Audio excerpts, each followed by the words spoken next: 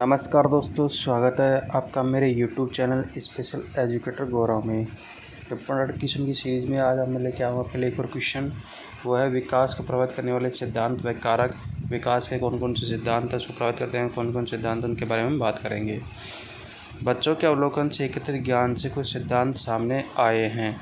ये सिद्धांत माता पिता एवं शिक्षकों को यह समझाने में सक्षम बनाते हैं कि बच्चे कैसे विकसित होते हैं, उनसे क्या अपेक्षा की जाती है, उनका मार्गदर्शन कैसे करें और उनके विकास के लिए उचित वातावरण प्रदान करें।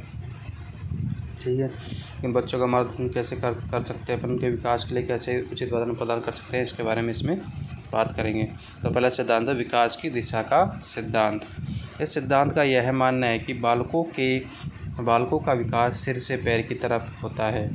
बालकों के विकास सिर से पैर की तरफ होता है। मनोविज्ञान में इस सिद्धांत को सिरा पूछिए दिशा कहा गया है, जिसके अनुसार पहले बालक के सिर का बाद में उसके नीचे वाले अंगों का विकास होता है। सबसे पहले बालक के जो सिर है उसका विकास होता है, उसके बाद नीचे वाले अंगों का विकास होता है। निरंतर विकास का सिद्धांत।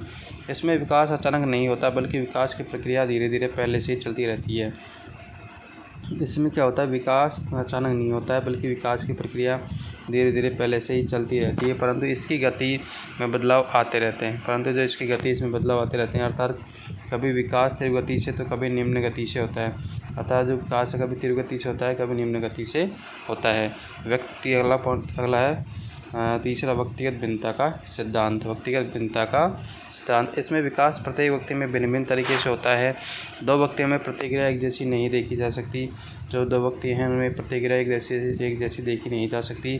जो व्यक्ति जन्म के समय लंबा होता है वह आगे जाकर भी लंबा ही बनेगा।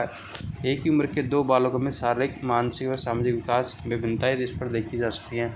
मतलब एक ही उम्र के जो दो बच्चे हैं उनमें शारीरिक, मानसिक व सामाजिक विकास में भिन्नताएं स्पष्ट देखी जा सकती हैं।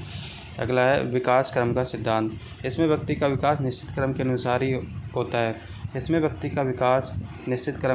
होता है। अर्थात बालक बोलने से पूर्व अन्य व्यक्तियों के इशारों को समझकर अपनी प्रतिक्रिया करता है।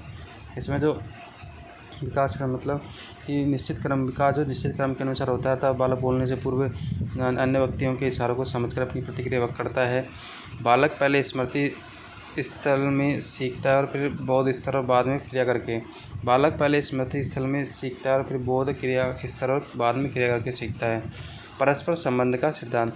बालक के शारीरिक, मानसिक एवं संवेदनशील पक्ष के विकास में एक प्रकार का संबंध होता है। बालक के जो शारीरिक होता है, मानसिक होता है और सामाजिक पक्ष में एक प्रकार का होता है, संबंध होता है। अर्थात विकास के साथ साथ उसके मानसिक विकास में भी क्या होती है, वृद्धि होती है।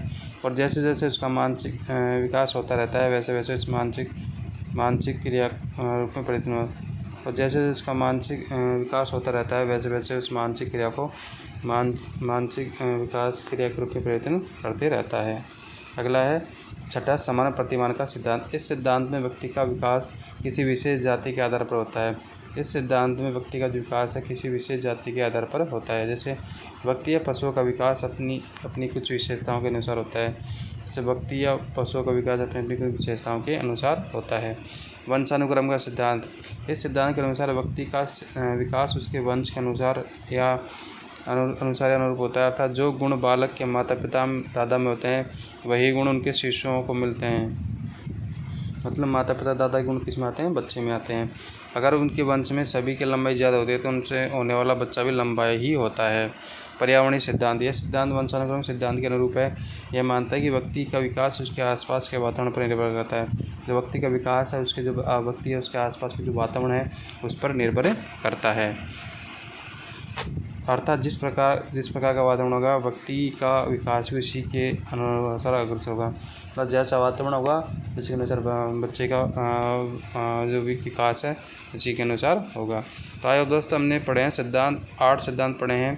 कौन से आज के लिए विकास, एक है विकास की दिशा का सिद्धांत, दूसरा है निरंतर विकास का सिद्धांत, तीसरा है व्यक्तिगत भिन्नता का सिद्धांत, चौथा है विकास क्रम का सिद्धांत, पाँचवा है परस्पर संबंध का सिद्धांत, छठा है समान प्रतिबांध का सिद्धांत, सातवां है वंशानुक्रम का सिद्धांत, आठवां है पर्यावरणीय सिद्धांत। तो ये हो गया 8 सिद्धांत है। आई होप दोस्तों आपको वीडियो अच्छा लगा होगा। अच्छा लगा तो लाइक कीजिएगा और चैनल को ज़रूर सब्सक्राइब कीजिएगा। मिलते हैं नेक्स्ट वीडियो में। धन्यवाद। प्यार और सपोर्ट बनाए रखिए।